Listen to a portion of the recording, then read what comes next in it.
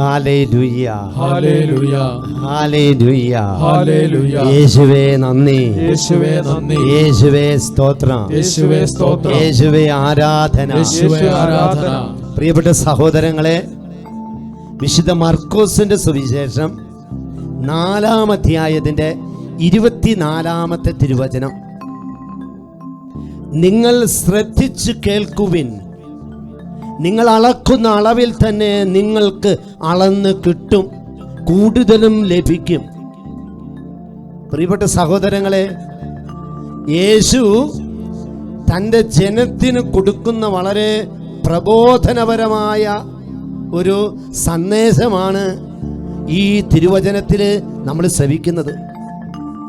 നിങ്ങളുടെ ദീപം നിങ്ങൾ മറച്ചു വെക്കരുത്, നിങ്ങളുടെ വിളക്ക് കട്ടിലിന് അടിയിൽ വെക്കരുത്, അത് പീഠത്തിന്റെ മേലെ വെക്കണ്ടേ. അങ്ങനെ തുടങ്ങുന്ന വചനത്തിന്റെ പശ്ചാത്തലമാണ് ഇപ്പൊ നമ്മൾ കേൾക്കുന്ന തിരുവചനം. നിങ്ങൾ ശ്രദ്ധിക്കണം, നിങ്ങൾ ശ്രദ്ധാലുക്കളായി മാറണം. എന്തിനാണ്? നിങ്ങൾ അളക്കുന്ന അളവിൽ തന്നെ നിങ്ങൾക്കും അളന്നു കിട്ടും, കൂടുതൽ ലഭിക്കും.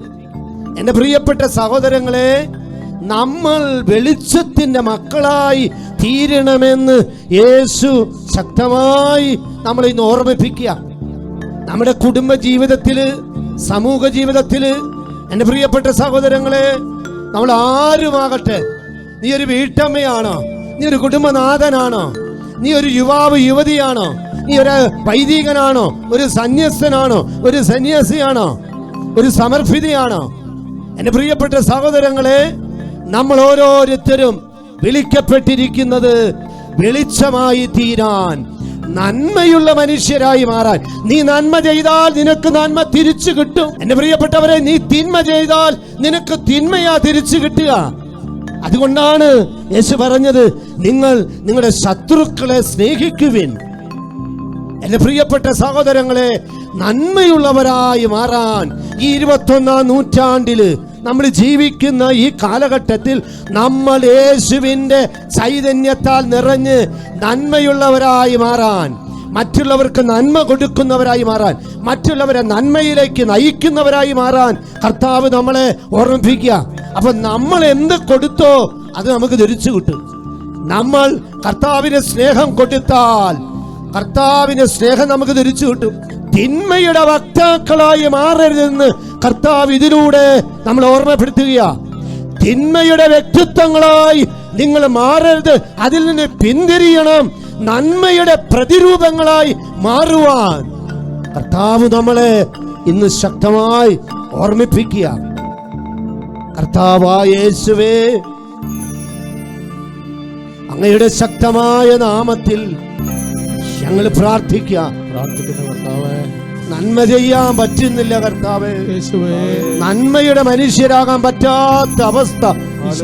നിന്റെ ജനത്തെ നീ ഇപ്പൊ കാണണമേ, നിന്റെ മക്കളെ നീ കാണണമേ.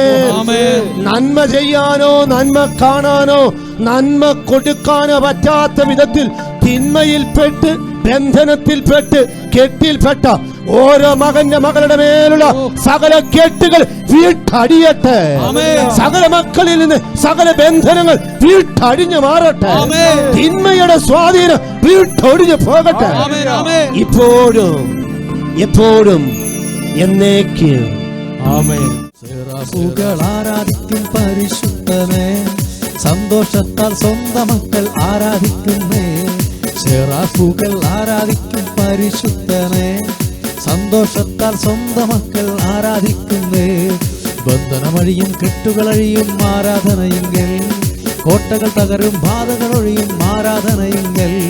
ബന്ധനമഴിയും കെട്ടുകളഴിയും ആരാധനയെങ്കിൽ, കോട്ടകൾ തകരും ബാധകൾ ഒഴിയും ആരാധനയെങ്കിൽ.